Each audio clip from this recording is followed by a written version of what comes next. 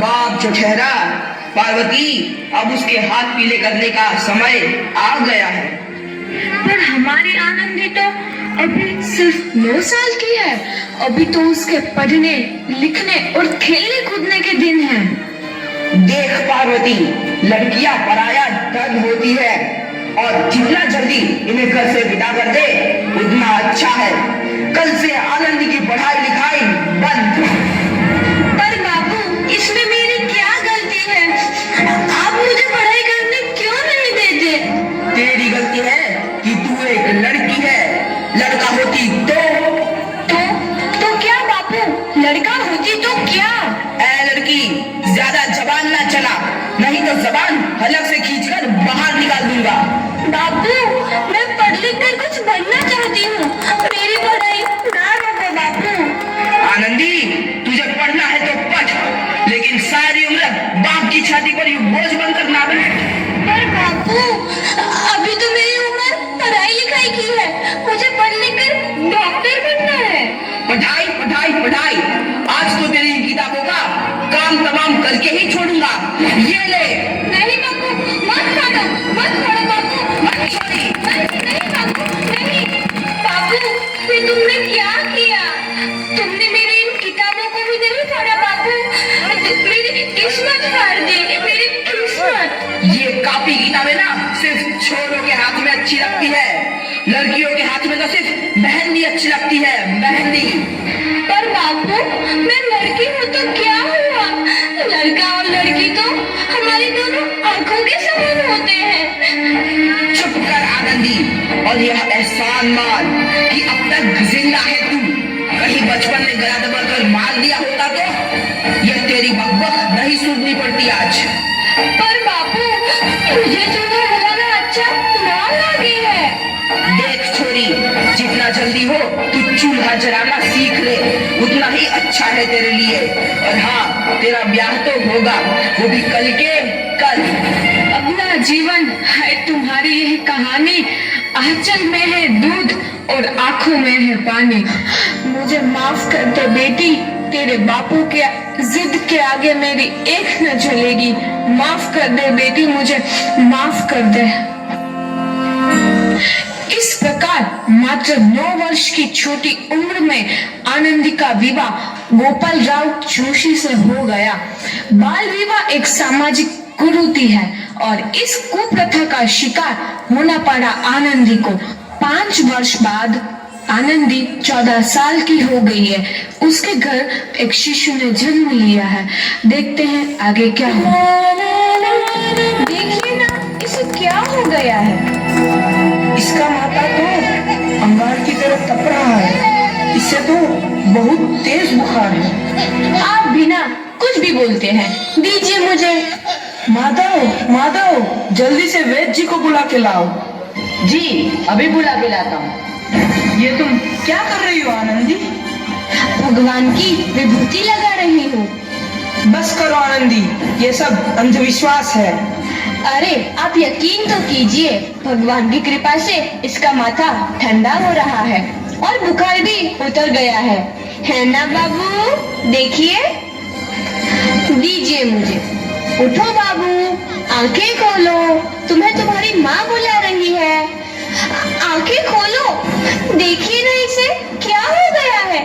आंखें भी नहीं खोल रहा। आंखें खोलो बेटा। आप चुप क्यों है?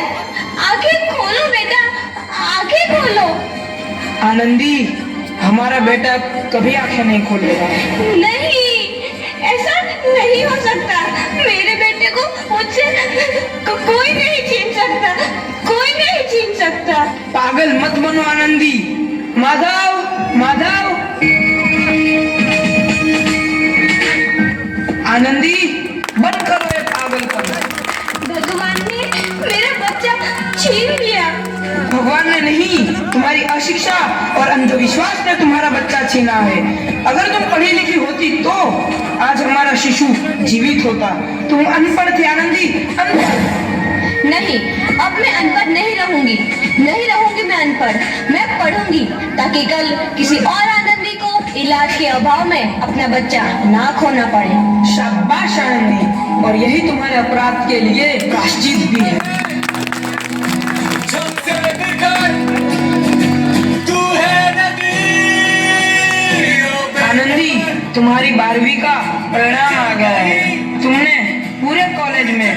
प्रथम स्थान अर्जित किया है।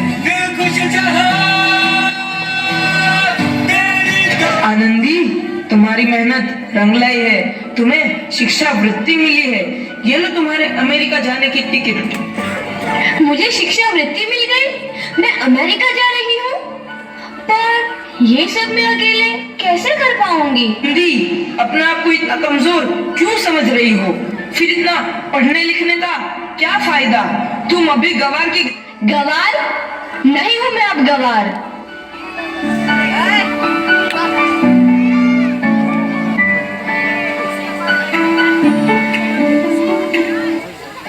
तो इस प्रकार 7 अप्रैल 1883 को आनंदी अमेरिका के पेंसिल्वेनिया के लिए रवाना हुई और 3 साल बाद उन्होंने डॉक्टर ऑफ मेडिसिन की उपाधि प्राप्त कर ली।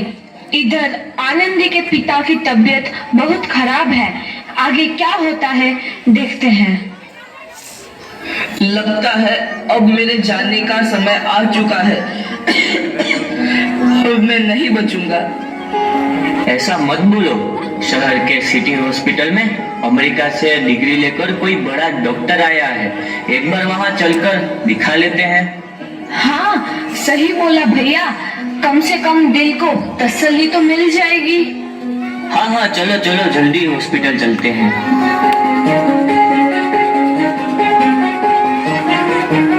इस मरीज की हालत तो बहुत ही खराब है। कोई चमत्कार ही इसे बचा सकता है। ऐसा मत बोलो भाई। डॉक्टर साहब कब तक आ जाएंगे? लो आ गई डॉक्टर मैडम।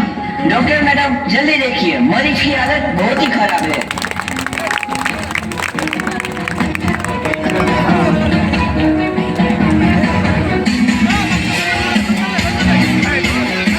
अब आप बिल्कुल ठीक हैं। मौत के मुंह से आपको बचाया है डॉक्टर मैडम ने। डॉक्टर साहब ने मुझे बचा लिया।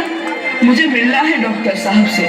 डॉक्टर साहब नहीं, डॉक्टर मैडम बोलो। डॉक्टर मैडम, उन्होंने ही तुम्हें जीवन दान दिया है।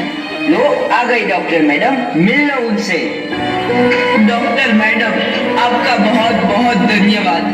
आपने मेरी जान बचाई। इसके बदले में मैं गरीब भला आपको क्या दे सकता हूँ? वचन चाहिए मुझे कि कभी ये नहीं कहोगे कि लड़कियां कुछ नहीं कर सकती। वचन? ये कैसा वचन? अरे श्यामलाल, तुमने पहचाना नहीं? तुम्हारी बेटी आनंदी। आनंदी? मेरी बेटी आनंदी डॉक्टर? हाँ बाबू, वही आनंदी जिसके लिए बचपन में तूने चूल्हा और दुल्हा के अलावा कुछ नहीं सोचा था। आनंदी, आनंदी मेरी बेटी, मुझे माफ कर दे। मैं तेरा गुनहगार हूँ बेटी। नहीं नहीं बापू, वही आनंदी जिसके हाथ पीले करके तुम उसकी सारी जिंदगी काला कर देना चाहते थे। माफ कर दे मुझे मेरी बच्ची, माफ कर दे। मैं तेरा अपराधी हूँ मेरी बच्ची, माफ कर दे। नहीं बापू, मैंने तो तेरा एहसान चुकाया है। याद है ना अपना एहसान जो बचपन में तुमने मुझ पर किया था? ताने सुना सुना कर जीते जी मार डाला था मुझको। अब बोल, और किस किस को मारेगा? आनंदी बेटी, मुझे माफ कर दे मेरी बच्ची। मैं तेरा गुनहगार हूँ। बापू, आपने ही तो बोला था किताबें सिर्फ बेटों के हाथ में अच्छी लगती है, बेटियों के हाथ में तो सिर्फ मेहंदी। बेटों और बेटियों में फर्क करना तो आंखों में फर्क करने समान है। एक का पढ़ना और दूसरे का ना पढ़ना सामाजिक अंधकार है बापू, सामाजिक अंधकार। उपकार मांगता हूँ मैं तुझ जैसी बेटी का, जिसने सारी उम्र तुझसे कुछ ना मांगा तो सिर्फ बराबरी का दर्जा। वरना सच तो यह है कि मैं तेरी माफी के लायक भी ना हूँ।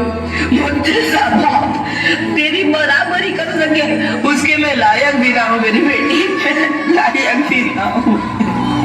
अपने बापू को क्या माफ नहीं करोगी आनंदी? माफ कर दो आनंदी, माफ कर दो। सुबह का भूला यदि शाम को घर लौट आए तो उसे भूला नहीं कहते। बापू। तो इस प्रकार आनंदीबाई जोशी ने अपनी मेहनत और अटूट इरादे से न केवल भारत की पहली महिला डॉक्टर बनी, बल्कि आगे चल के उन लड़कियों के लिए सुनहरा रास्ता दिखा गई जो जीवन में कुछ करना चाहती थी।